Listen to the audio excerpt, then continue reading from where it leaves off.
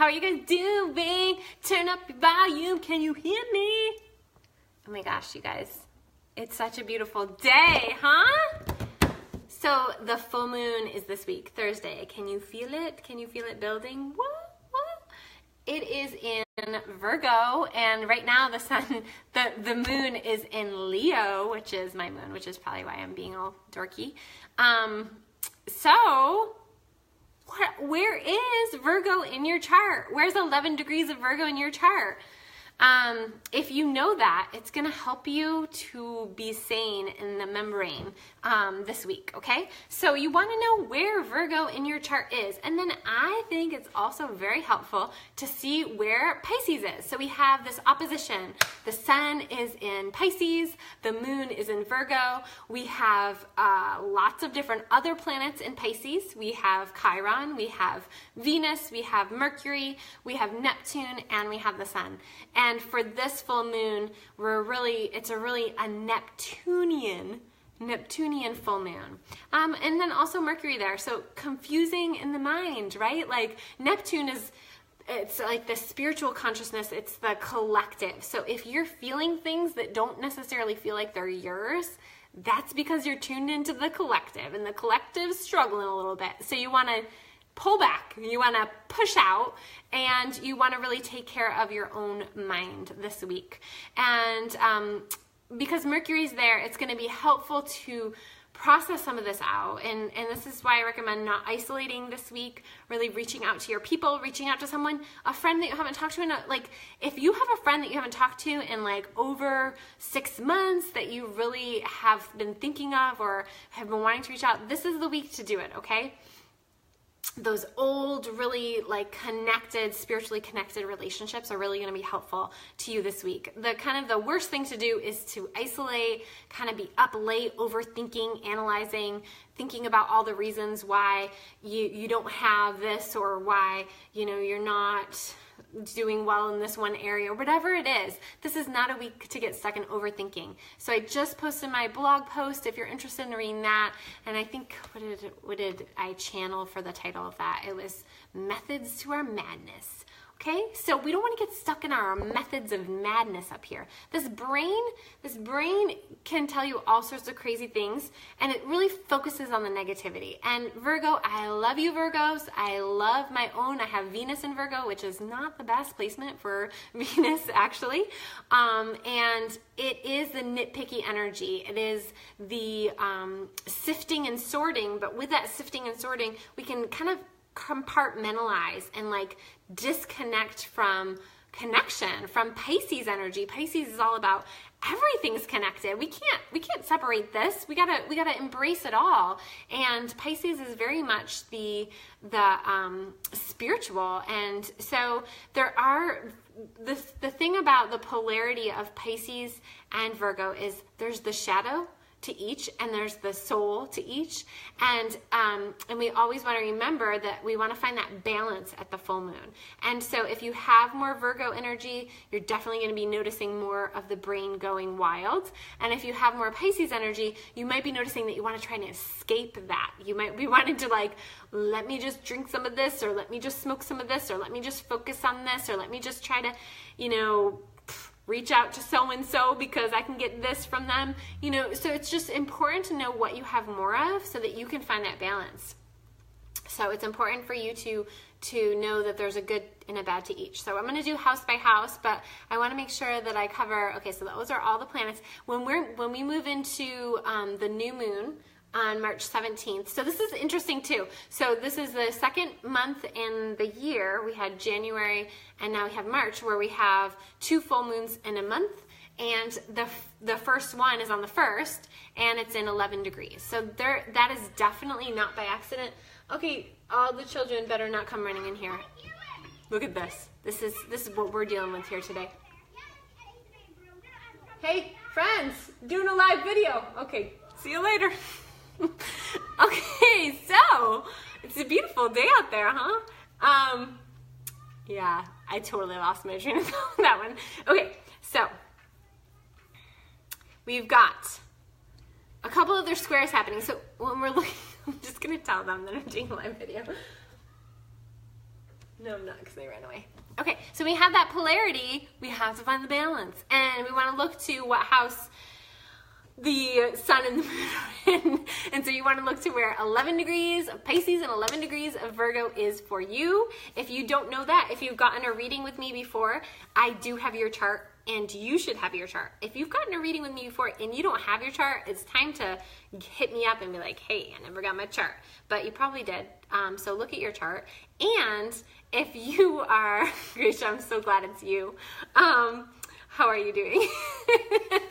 So if you do have your chart, you just want to look. So you look at the sign for Virgo. Okay, I guess I should be teaching you guys, huh? So let's see if I can show you. Hold on, let me see what I'm doing. Okay, here we go. Can I turn the screen around? So,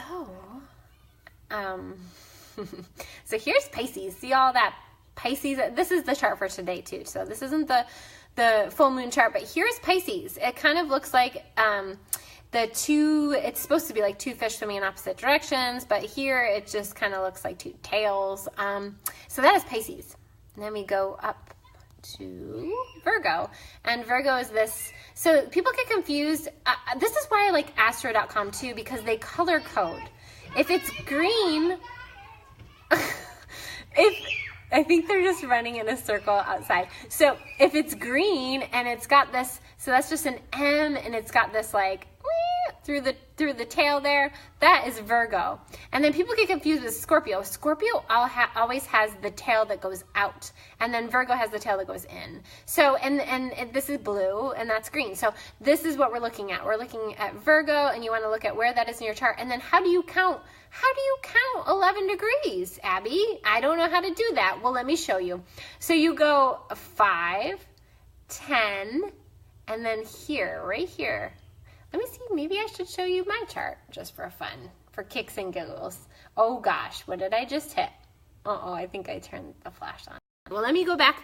Let's see, I will try to show you my chart because I think then it can help you, because your chart is gonna look different, and I think it's helpful to see at least somebody's chart, and I don't wanna like pop up somebody's chart that doesn't want me to pop up their chart, because then I might show them their name or something, you know what I'm saying? So, okay, so we're gonna go on to Astro, and I'm gonna show you, nope.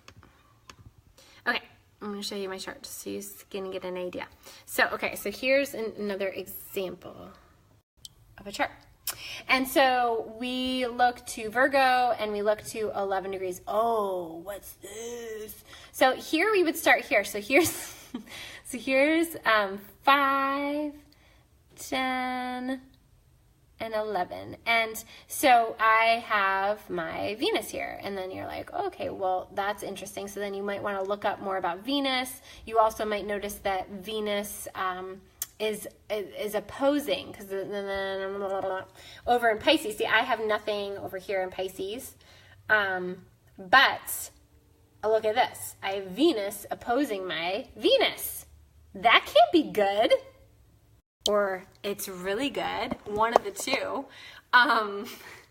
When Venus is opposing your natal Venus, I'm sure it brings up issues of, what is Venus all about? Venus is all about how we give and receive energy, and it also is our love and our, it can be money too, so how we give and receive money. So all of those things might be lighting up at this new full moon. So I just want to give you an example, because there's so many layers to it, and it's helpful for you to know if you're like, if you look at a full moon, if you look at a full moon chart, or if you look at the new moon chart, and nothing is there in either spot, then it might not be as big a deal of a full moon or a new moon for you. And then if you look at your chart and you're like, oh, I've got 3 things here and a planet over there, then it's going to be a bigger deal for you, okay? So it's just another like layer to unearth. And obviously, like I struggle with, like, I always give a little bit too much information, so just keep it simple. If you don't know, you know, you can always post your comment here.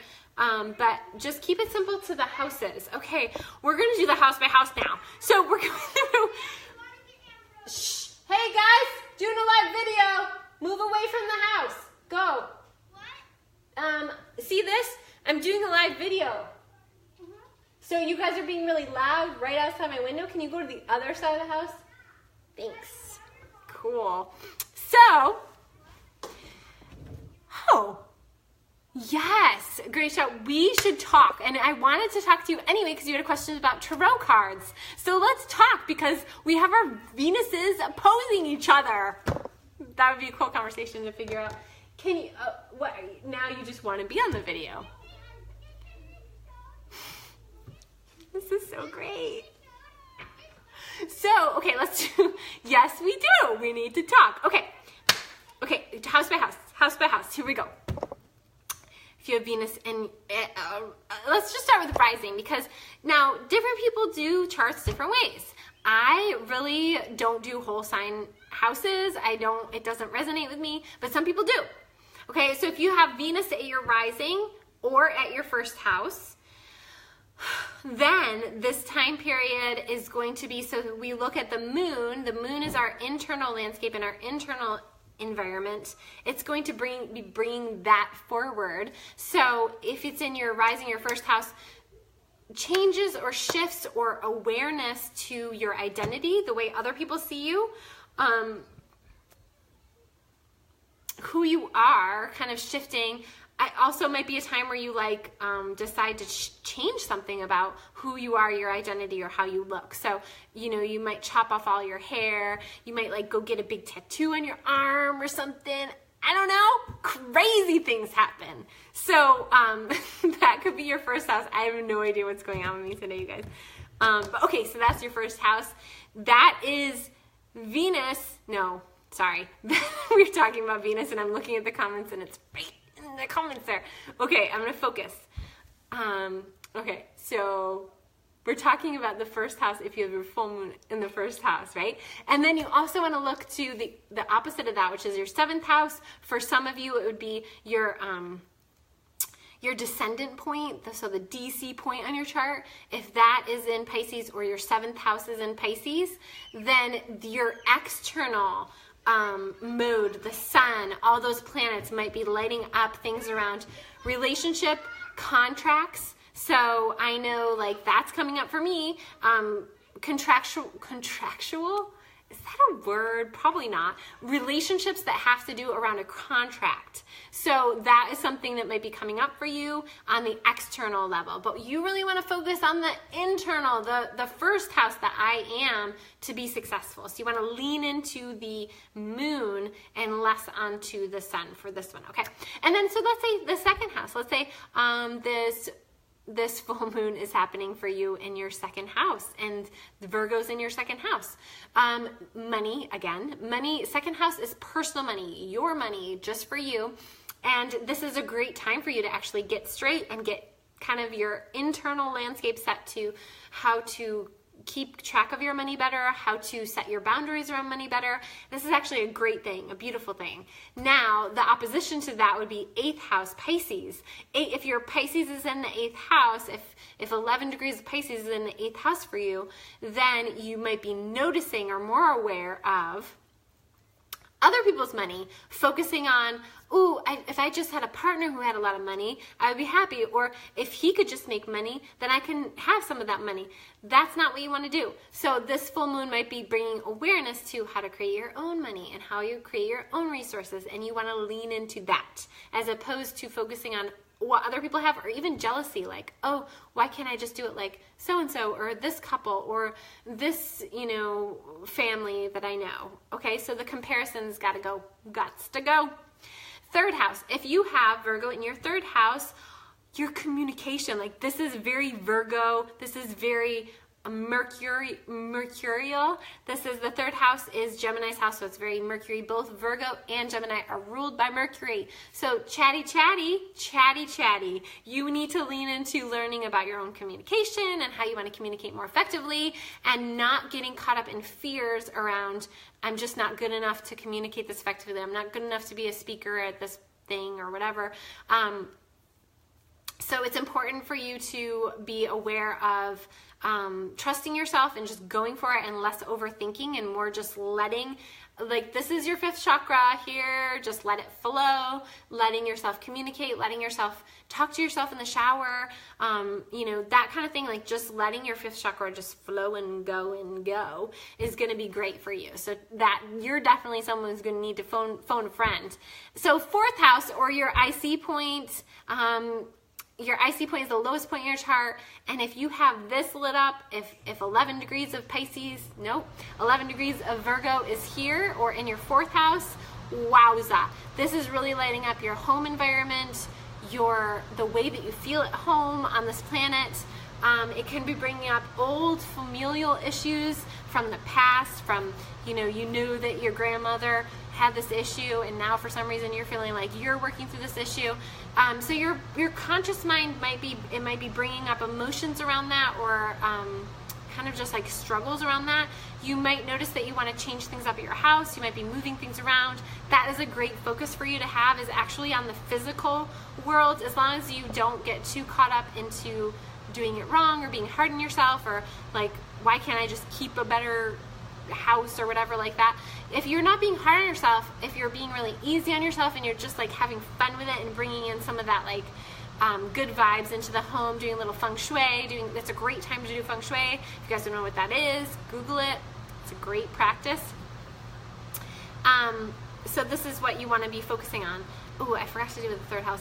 Okay, I'm going to skip that. But for the fourth house, we're going to look at the opposite house, which is your 10th house. If you have Pisces, 11 degrees of Pisces in your 10th house, you're going to be focusing more on the work, and you might be like noticing issues coming up in your work or your vocation or what you want to do. There might be issues.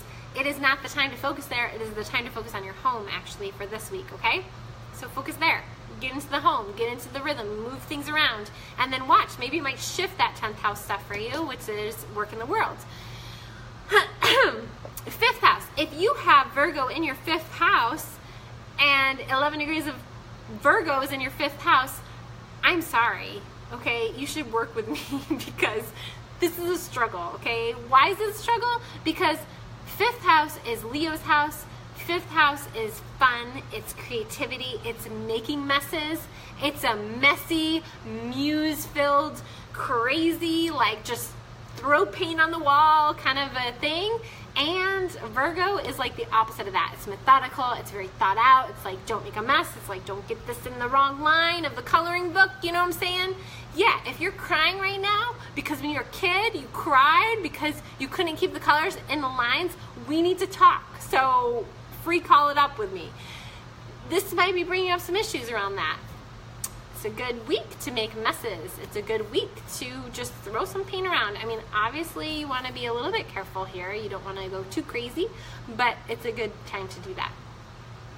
And this is the one opposite where I will say lean into your community, because 11th house Pisces is the only way that you're dealing with that hard 5th house placement is your 11th house Pisces. So reach out to your community. Call someone and tell them that, hey, I need you to help me make a mess. Can you do that for me? And they will. I promise they will. So that's the 5th and 11th house of the full moon.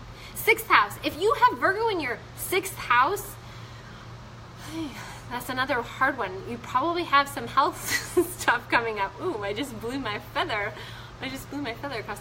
So if you have Virgo in the 6th house and this full moon's lighting it up, take extra good care of your body this week. Rest up.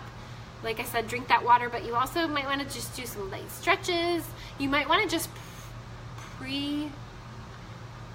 proactively go to, if you love a certain person who does acupuncture, if you love a certain person who does healing work, you might just want to get in there this week and not wait till you wake up the morning of the full moon with your neck all twitched out or whatever. And the other thing about this is, yeah, the more that you can just focus on little tiny things, like so don't get stressed out about all the things that need to get done. Just focus on like 2 things per day this week, and then give yourself a big pat on the back. Not too hard because you don't want to throw your neck out, but give yourself a big pat on the back for doing even just one of those things. Like, you're doing so good. You need to not be so hard on yourself, okay? So, and then that would be the opposition of that would be Pisces in your 12th house, 11 degrees of Pisces in your 12th house.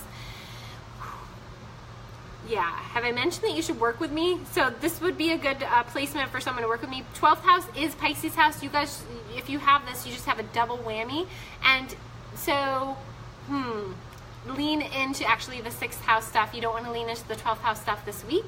You want to really be clear if you're having crazy dreams. Hi, Dre. I have kombucha.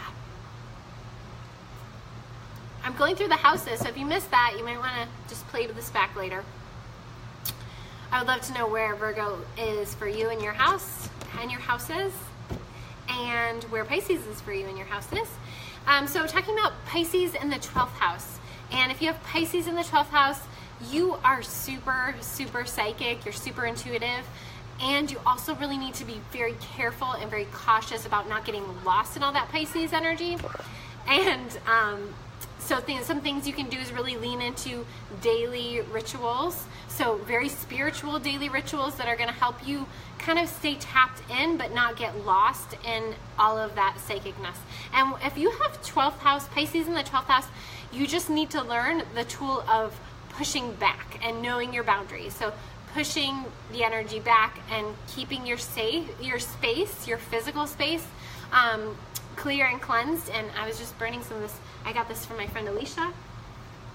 Cobalt, just like if you have a Pisces in the 12th house, you just might need to burn more things. You know, get that fire going so you don't get all the water, too much water up in there. You know what I'm saying? So that is the Virgo placement till the 6th house. So now we need to go into Virgo through the 7th through 12th houses, okay? So if you have Virgo in the 7th houses, you really do not, do not want to get into it with your significant other. You are going to be nitpicking them like crazy up in there. You need to lean into yourself and your own spirituality. And yes, my kids are out there yelling. It's so fun. So come on, go fun, play. The daffodils are blooming. It's so pretty out there. I wonder if you guys got snow in Portland. Don't do that. 7th house, don't be nitpicking at your partner. Just ignore them this week. Be like, hey, I'm just going to ignore you this week. It's all good. I love you, and that's why I'm going to ignore you, and I'm just going to focus on me. I'm going to do me this week. And so if you have that and you have Pisces in the 1st house, this is a great time for you to learn some new stuff about spirituality, about intuition, about all that stuff. Did I mention I'm doing a 7-day challenge? It's an intuitive development challenge that me and my daughter are doing together. And each day, 7 days, 7 planets, Monday, Moon Day, your emotions, Tuesday, Mars Day, moving things forward, Wednesday, Mercury's Day. We're going to do some like learning about communication, maybe doing some social media avoidance and tuning into communicating with others. Thursday, Jupiter's Day, expansion, luck, putting the good vibes out there. Friday, Venus Day, Saturday, Saturn Day, and Sunday is the sun. Woo! Okay, it's going to be so fun. You should join me. So click the link in my... I think it's on my Facebook page. I'm starting to lose my voice. Sorry, guys. Okay, we're moving on. 8th house. If you have Virgo in the 8th house, that is hard. That is real hard. And so you want to make sure that you're allowing yourself. I'm getting like crazy feedback. What was that? Okay. Thought it was a child, but I think it's just my computer doing something crazy. So if you want to really make sure that you don't get into, with Virgo can be a little bit, that when the nitpicking gets too deep, it can create behaviors or OCD or like obsessive kind of behaviors to the body or to the self that are not great. And so this week, if you're starting to find yourself starting to want to do that or get lost in kind of nitpicking the self or getting into the depths with that kind of thing, you really want to lean into the 2nd house. And 2nd house is where you're going to find your 11 degrees of Pisces. And that would be more about looking at what you can control, your personal finances, balancing your checkbook, doing a little bit of magic, maybe some manifestation with that kind of thing with your boundaries and your personal finances. So really lean into that, and as opposed to either A, kind of getting a little bit like, I hate using the word masochistic, but Virgo can be a little bit like that, okay? And especially in the 8th house. So you really want to just be careful and like ease off of yourself and kind of like going too far into the depths of what's wrong with you or whatever, like around 8th house stuff, okay? So 9th house, if you have Virgo in the 9th house, this is a great time to learn some new stuff, read a new book, maybe get off social media a little bit more this week and just start like picking up a new book or do an audiobook. I love doing audiobooks a little bit faster, on a faster speed so I can get through them quicker. And this might be a great week for you to do something like that. That means that you have Pisces in the 3rd house, and Pisces in the 3rd house, what is this? Oh, I just got ash all over my, see when you burn things, sometimes ash gets on your computer. That's not good. So be careful where you're burning things if you're burning things. So if you have, I just lost my chart because I did that. Where is my chart? I need to actually look at it. I don't know why. I know I'm talking about the 9th house. Was I talking about the 9th house? Yeah, learning something new. Audiobooks, and then you have Pisces in the 3rd house, and Pisces in the 3rd house is where you tend to avoid confrontation, where you tend to avoid communication, and so this is a great time for you to practice with that, play with that a little bit, and not get too lost in your books, because it's also good for you to learn this week more about your own personal communication, how you work things out, okay? So 10th house, if you have Virgo in the 10th house, this is actually a really great week for you to do some work stuff, really great week for you to focus in on details that are going to help your business or your work take off. I'm actually really excited for you. This is a great placement for you guys. I love it. Love it, love it, love it. We all have pros and cons on our chart. I am not knocking anyone's chart, okay? Remember that. Now remember that because I have many of my planets in the 12th house. So when I'm talking about this stuff, just know that I know hard placements, okay? Okay? So 10th house, yeah, Work's going to be good this week. Focusing on the work.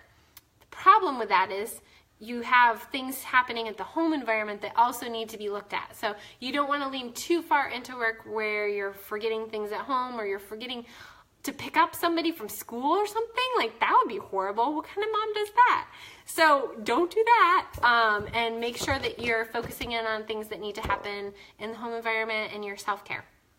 But it is a great week to do some details with work, and you might find yourself just one night like staying up late and writing a whole big thing or doing some planning or whatever it is, but use that energy wisely, okay? 11th house, if you have Virgo in the 11th house, now this one too is like with a larger community, it can be, depending on what placements are here, it can be an isolative thing because, again, Virgo likes to sort and sift and shift, and so because of that, they might put themselves in a different category or put others in another category and find a way to separate themselves. And so this week is a great week to play and practice with community and with communication and with not taking things too personally within community. So keep putting yourself out there, keep trying to reach out and build bridges with people if you find that you're feeling a little bit of isolation. And then on the other side of that, you have Pisces in the 5th house, which is great for creating art. And so that could be something that you do in community is you go to do an art class or you go to do something that's very free flow and fun. So definitely this is a great week for art and for community, okay? If you have Virgo in the 12th house, this is another hard one because Virgo wants things to be very precise, and the 12th house is anything but precise. It is the deepest, the darkest, all of our past lives, all of our unity energy, but because of that, it's just boundless. It's like, expansive. It's kind of like, some people talk about Pisces being like the flip lid. It's like open to the universe, and Pisces house is definitely like that. So you're gonna, if you have heavily influenced 12th house, you're gonna just be more intuitive, more psychic, more spiritually aligned. We say the 12th house is like communication with God kind of house. Like, other people sometimes don't understand you, but you understand you, and again, you're doing you. So that's all that really matters, right? So 12th house, if you have Virgo in the 12th house, you're going to want to make sure that this week you are giving extra time to yourself for meditation, for writing, for any way that you connect into spirit. This is the week to do it. And that also means that Pisces is in your 6th house, so you want to also take care of your health, and you want to make sure that you're tuning into any aches and pains. They might be linked to past lives. They might be linked to your chakras. Everything starts as energy, and so if you're having aches and pains this week, likely it's going to be more helpful to you to work with a metaphysical healer than it is to go to the doctor. So hit me up. All right, so I hope you guys have a beautiful week. There's 2 days left. I'm doing 20% off of my relationship readings. They don't have to be they're not couple readings. They can be couple readings. I love doing relationship readings, but they can also be mother-child. They can be father-child. They can be business partnership. Oh my gosh, those are so fun. So 2 days left to get those. I will post the link in the comments. If you have questions about your chart, or if this was helpful to you, please comment and let me know. If you hated it, I would love to hear that too. Have a beautiful week, you guys. Mwah, mwah, mwah. Oh, if you don't get my newsletter, you should get it, because I'm going to be doing a special this week that just goes out to my newsletter people, so you want to sign up for that, okay? Bye.